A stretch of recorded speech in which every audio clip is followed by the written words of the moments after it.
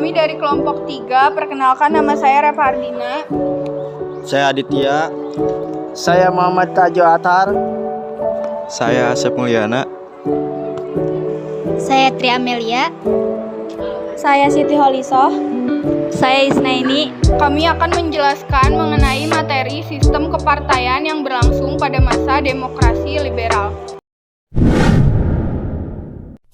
Pasca proklamasi kemerdekaan, pemerintahan Republik Indonesia memerlukan adanya lembaga parlemen yang berfungsi sebagai perwakilan rakyat sesuai dengan amanat Undang-Undang Dasar 1945. Keberadaan parlemen dalam hal ini DPR dan MPR tidak terlepas dari kebutuhan adanya perangkat organisasi politik, yaitu partai politik. Partai politik merupakan suatu kelompok terorganisir yang anggota-anggotanya mempunyai orientasi, nilai-nilai, dan cita-cita yang sama.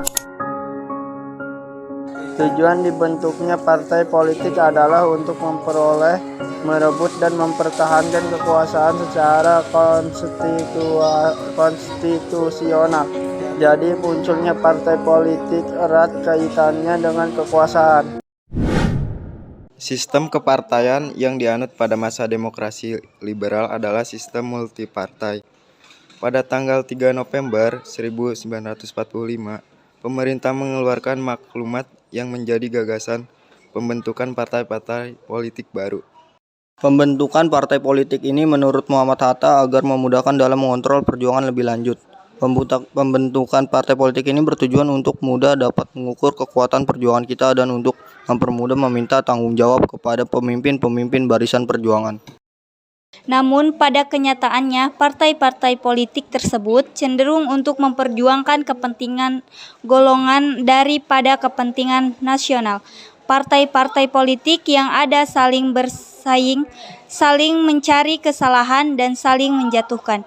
Partai-partai politik yang tidak memegang jabatan dalam kabinet dan tidak memegang peranan penting dalam parlemen sering melakukan oposisi yang kurang sehat dan berusaha menjatuhkan partai politik yang memerintah. Hal inilah yang menyebabkan pada era ini sering terjadi pergantian kabinet. Kabinet tidak berumur panjang sehingga program-programnya tidak bisa berjalan sebagaimana mestinya.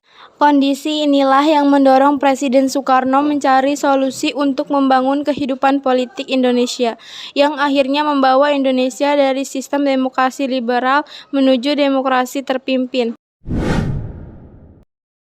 Selanjutnya, yaitu pemilihan umum yang dilakukan pada tahun 1955. Pemilihan umum baru diselenggarakan pada tahun 1955 dan dilakukan dengan 2 tahap, yakni untuk memilih anggota DPR dan anggota Dewan Konstituante, dan pemilihan umum pada tahun 1955 dilakukan di Indonesia. Hal ini menunjukkan bahwa sejak tahun 1955 Indonesia telah menganut sistem kepartaian yang multipartai. Pemilu ini sering dikatakan sebagai pemilu Indonesia paling demokratis. Pemilu ini dilaksanakan saat keamanan negara masih kurang. Beberapa daerah dirundung kekacauan oleh DI atau TII, yaitu Darul Islam atau Tentara Islam Indonesia. Khususnya pimpinan Kartosuwirjo. Dalam keadaan seperti ini, anggota angkatan bersenjata dan polisi juga memilih mereka yang bertugas di daerah rawan digilir datang ke tempat pemilihan. Pemilu akhirnya pun berlangsung. Sekian dari kelompok kami. Wassalamualaikum warahmatullahi wabarakatuh.